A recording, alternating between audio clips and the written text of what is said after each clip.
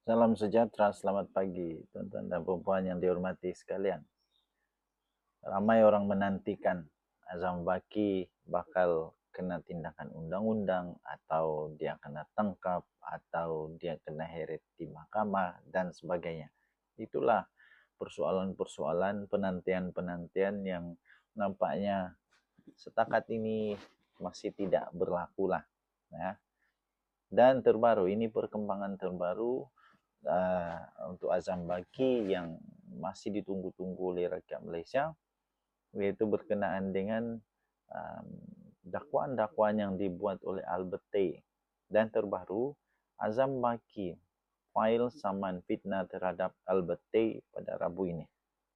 Ini sudah pun keluar di berita ya. Azam Baki dijangka akan memfailkan saman fitnah terhadap Albert Tay pada Rabu. Akhirnya ada langkah, ada yang betul-betul ditunggu oleh rakyat Malaysia. Selalu rakyat Malaysia begini, kalau memang tak betul, saman sajalah. Yang ini memang satu langkah yang cukup besar daripada Azam Baki yang menunjukkan bahawa dia mau membersihkan nama dia. Bekas Ketua Persujaya Suruhanjaya Pencegahan Rasuah Malaysia SPRM, Tan Sri Azam Baki dijangka memfailkan saman fitnah terhadap ahli perniagaan Albert Tay pada Rabu ini.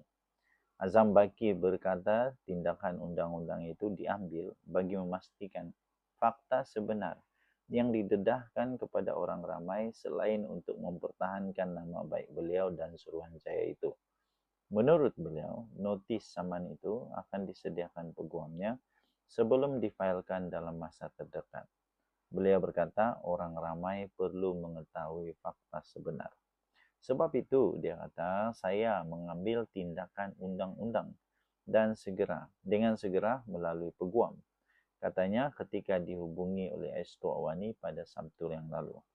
Azam Baki turut menafikan dakwaan bahawa beliau pernah berurusan atau beliau pernah berhubung dengan individu tersebut. Beliau berkata tidak pernah bercakap dengannya, tidak pernah berjumpa dengannya. Saya tidak tahu apa yang dimaksudkan dengan dakwaan yang dibuat itu, kata beliau. Azam Baki juga berkata, malah peguam saya sendiri tidak pernah berurusan dengannya. Jauh sekali untuk saya bertemu atau berbincang dengan individu terbabit, katanya lagi. Azam Baki menyifatkan dakwaan tersebut sebagai satu cubaan yang sengaja diada-adakan bagi mengelirukan orang ramai serta mencemarkan reputasinya dalam SPRM. Beliau kata ini satu perkara yang sengaja direka-reka bagi mengelirukan rakyat dan merosakkan reputasi SPRM serta diri saya, katanya. Sebelum itu, yang paling tular adalah Albert Tay telah membuat laporan polis di Ibu Pejabat Polis Daerah IPD Putrajaya terhadap Azam Baki berhubung dakwaan mengugut dan cuba menghalangnya daripada mendedahkan skandal rasuah negeri Sabah pada November tahun 2024. Dalam laporan itu, beliau mendakwa mempunyai bukti dokumentasi termasuk senarai individu yang mengetahui kejadian tersebut. Kita nantikan apa yang seterusnya berlaku di antara kedua-dua pihak ini, yaitu Tan Sri Azam Baki dan Albert Tay. Siapa yang benar, siapa yang salah, siapa yang fitnah, siapa yang sebenarnya menjadi mangsa fitnah. Kita tunggu. Walaupun begitu, tuan-tuan dan puan, sila tinggalkan komen apa pendapat anda. Siapa yang boleh percaya, lebih boleh dipercayai, Azam Baki atau Albert Tay? Albert Tay kata begini, Azam Baki kata begini. Tapi yang pasti sekarang Azam Baki sudah ambil langkah yang paling penting, yaitu beliau bakal menyaman Albert Tay. Ini menunjukkan bahawa benar-benar Azam Baki ingin membersihkan namanya, benar-benar Azam Baki benar-benar sungguh-sungguh menyatakan bahawa perkara itu hanya fitnah daripada Albert Tay. Tapi Albert Tay yang hebatnya, dia sampai buat laporan polis. Maksudnya dia pun betul-betul menyatakan bahwa apa yang dia cakap itu benar. Jadi kita tunggu mana satu yang benar. Tan Sri Azam Baki atau El Betai. Kita tunggu. Bye-bye. Sebelum saya teruskan, izinkan saya untuk berkongsi manfaat sesama kita. Bagi Anda yang sedang berikhtiar kerana ada sakit penyakit 3 serangkai, kencing manis, buah pinggang, darah tinggi, kolesterol, gout, apa saja penyakit termasuk penyakit saraf, penyakit lelaki, penyakit perempuan, kanser, mata, hati, apa saja. Saya ingin kongsikan produk daripada 4Life Research, Transofactor. Produk ini adalah produk saintis yang boleh meningkatkan imun badan anda sehingga 437% kekuatan imun badan. Ini boleh membantu kita untuk melawan penyakit dan boleh sembuh dengan kekuatan imun badan.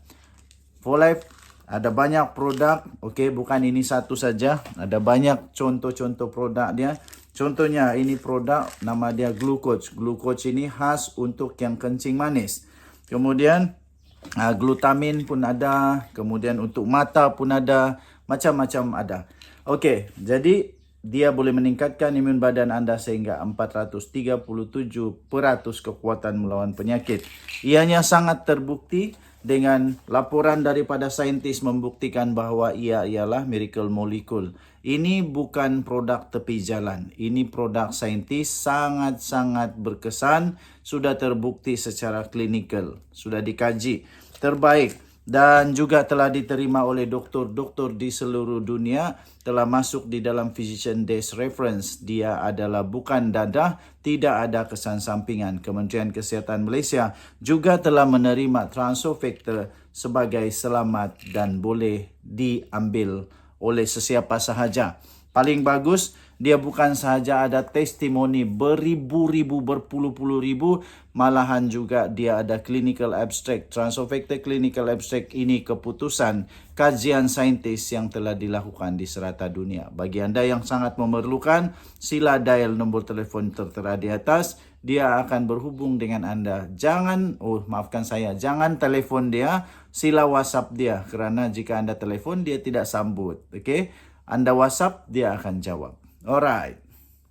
Terima kasih tuan-tuan dan puan-puan kerana sudah menamatkan video ini dengan baik sekali. Saya ingin kongsikan beberapa buah buku yang sangat menarik. Ini saya sisipkan. Yang pertama, Muslihat Mahathir. Sekiranya anda berminat untuk melihat bagaimana Muslihat Mahathir yang dituliskan di dalam buku ini, anda boleh baca ini untuk menambahkan pengetahuan anda, untuk anda tahu siapa Mahathir yang sebenarnya. Buku ini sangat luar biasa. Ketika saya membaca, saya terkejut. Wow! Dan saya semakin berilmu. Kedua, buku yang kedua yang saya ingin kongsikan pada anda ialah Pemikiran Tun Mahathir. Ini ditulis oleh seorang pakar yang sangat-sangat luar biasa, merungkai. Dia kasih pecah semua pemikiran Tun Mahathir. Ini bukunya yang sangat luar biasa. Sekiranya anda mau tahu macam mana Mahathir punya cara berfikir, ini dia. Dan yang ketiga, buku yang saya ingin kongsikan bagi anda ialah tajuk dia Paradise Lost Mahathir. Okey, ini dia beritahu bagaimana paradise itu surga yang diwar-warkan di Malaysia nampaknya sudah hilang menurut Mahathir.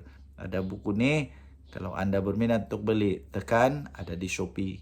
Okey, saya bagi link dia. Alright.